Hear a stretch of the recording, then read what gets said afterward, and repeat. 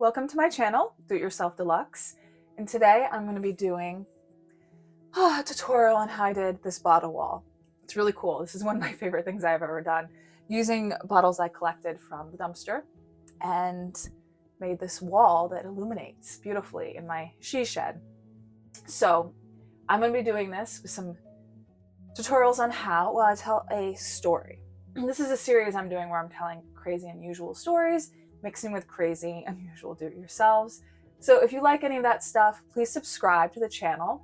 I also have an Instagram and a TikTok under Wandering Peacock House, which is also an Airbnb that we rent out, and a Patreon under Do It Yourself Deluxe. So please subscribe and check out the other stuff, and I hope you kind of enjoy. Today, this story is kind of one of those things that everyone in life has. Something happens where, like, either it's ghosts or demons or vampires, I don't know.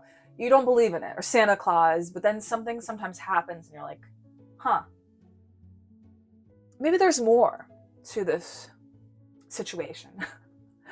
And today I'm going to be telling a story where I didn't have a run-in with a demon, but my friend did. And she called me talking about how a demon was there, and it was on a movie set, and one of the actors' behaviors, which you can look it up, it's very, like, a really well-known LA actor story. He acted very demonic, like straight up demonic. And she says that this all happened because of demon possession. So this is a funny story. Well, I wouldn't say funny. It's tragic, really. Which makes me question, are demons real? My first bottle project were actually these bottle floors where I put LEDs in them, and I don't know, I just fell in love, so I had to do a bottled wall after them, and I have a video on this channel, you could watch it. I'm using a structural mortar mix. I just bought it at Home Depot. The best choice I would use is a fast set mortar mix. I just think it's a lot cleaner, but it's a lot harder to work with, and it's a lot more expensive. So if you're new and on a budget, I recommend structural mortar mix. So, like I said, my story has to do with a movie set. And I decided with this channel because I'm talking about known people sometimes famous people. I do have stories with some famous people. I don't want to use names because I don't want people to come after me. But I kind of want to drop some hints, so you might know who I'm talking about. But there's not, like, really huge names with the story. And the movie is so weird. The whole movie thing is so weird because it's so... First of all, I will tell you the name of the movie. So the movie is called... I think it's called Holy Molly? Correction, the movie is Lovely Molly, not Holy Molly. It's like kind of a BD movie, like a horror movie, right? But it's a kind of... It had some names, like the Blair Witch guy was involved with making it. So I had some names. Like, you can kind of, from their other projects, you can kind of get a sense. It wasn't a total nothing movie. But, like, I watched it because I knew the backstory. So I was like, oh, let's watch this movie. And I didn't get through it. It was like, one of those movies that you were, like, waiting. It's like a Night Shyamalan movie without a Night Shyamalan ending. With the Night Shyamalan endings, just makes it all the waiting worth the while, right?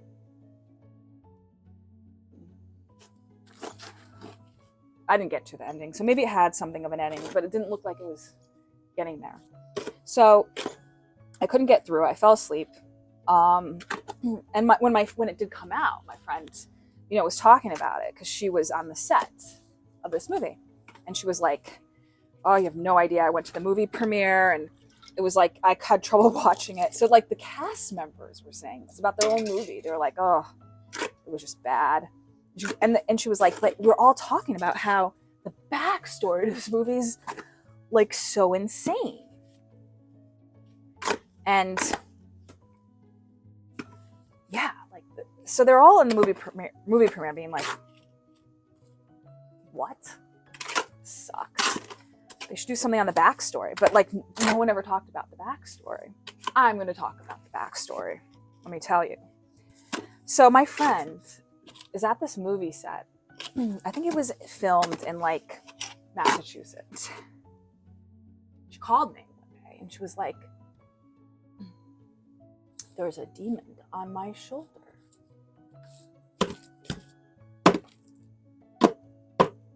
And I was like, of course. I was like, what do you mean a demon on your shoulder? She was like, there's a demon sitting on my shoulder.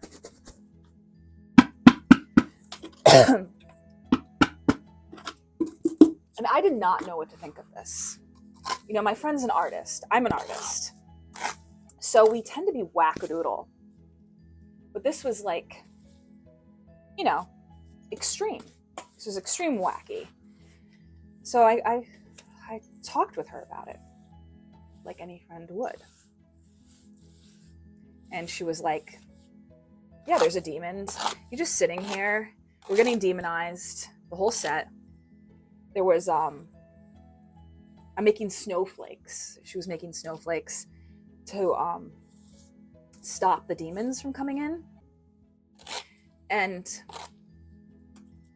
you know, I was just like, okay. I guess something, you know how kids make snowflakes and they like with paper? So she was doing that to stop the demons. Like the snowflakes were stopping the demons from coming in to the rooms. And apparently everyone was freaking out about demons on this set. And the demons were coming into the rooms. So when mixing your mortar mix, you want to use water and just the mortar mix. It's kind of simple. And, you know, what I like to do is just start with the mortar mix dry and just keep on adding water until I get a consistency, sort of like Play-Doh. You don't want it to be too wet, so it's just like dripping down and not holding shape. And you don't want it to be too dry that it's kind of crumbling and not holding shape. You want it to be just enough so it holds the bottle into place and is easy to work with. I was using the trellis at first for mixing, which I'm still using to mix. But now I find that actually gloves for this application are really good for laying it. I like to put in a ball just to make sure it's the right consistency to see if it retains the ball structure. Then I just lay it on top of the previous bottles I just laid. I first started off with laying a whole it on the floor, just laying it on the floor and then putting the bottles on top of it.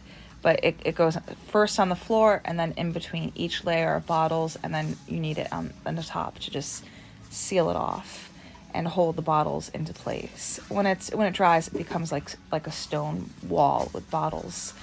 It's really a cool effect. So I saw her and she told me more about the story. And apparently, like, I mean, I don't know what happened. That's why I'm doing the video. I'm trying to see anyone else's thoughts. I don't know. But she said to me that on set, this movie, mind you, is a horror movie. So it's about like someone getting possessed. The whole movie is about like people getting demonically possessed, I think. I saw not enough of the movie to really realize what the movie was about. It was not that interesting. And she was saying that like they had some sort of seance. Some guy came in and like evoked all the spirits. He was a seancer and they did all this black magic, and then like the whole situation just blew up and they were all possessed by the demons from the seance. And again, she talked a lot about the snowflakes. She saved the day with her snowflakes that she was making. And as a friend, you're like, you don't know what to believe. I mean, I don't really believe in demons, but you want to believe your friend, right? So I just chalked it up to, I don't know what is going on. But, you know, that story was weird to me. And it was something that really affected my friend. So she always, you know, seemed to talk about it. So I decided to do a quick and easy wall. This is for my she shed. I didn't want to go too into it. This project probably took 3 full days to create.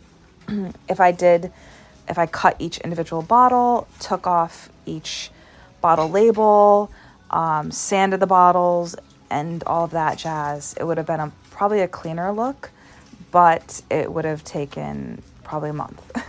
So I decided not to do that and just make it quick and embrace the whole look of the bottle. I also felt that if I cut into the bottle and made it a clean cylinder, it might compromise the structure of the bottle. I found when I was experimenting with cutting the bottles that it did seem to not be as structurally sound because these bottles are in a mold and they're designed to be the way they are. So I felt like it was probably better to just keep it as a bottle. I did think of doing another bottle layer. So it's 2 bottles, walls essentially, and then inside maybe putting in something for insulation like bubble wrap. It's also another level of recycling. I might do that in the future, but for now I'm just going to keep it single bottle wall. A little bit about placing the bottles in.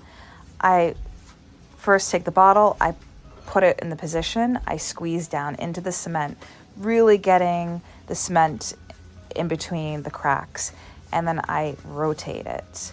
So when you're rotating it, you're just reinforcing it, the cement, to go in between the cracks because you want an even seal. You can come back later and seal off the cracks, but it's just time consuming and tedious and a lot more messy. So it's better to use the opportunity when the cement is still wet and to really lay into the bottle and make sure the cement is in between the cracks when placing it in. Also, I spoke to someone who's done this before. You might want to wait and do like maybe 3 layers or 4 layers before continuing to build and let it dry. I found that I could see where you could slip up and there could be movement with that, but you could also, if you're careful, just continue, and that is easier in some ways for cleaning. So then it got really stranger because she said that soon, like kind of after this film, one of the actors was like really affected by this, she said. Actually, all the actors were affected by this. Everyone was affected. Essentially, one girl, I'm not going to be saying names, got sent to the mental institution for 3 months after this.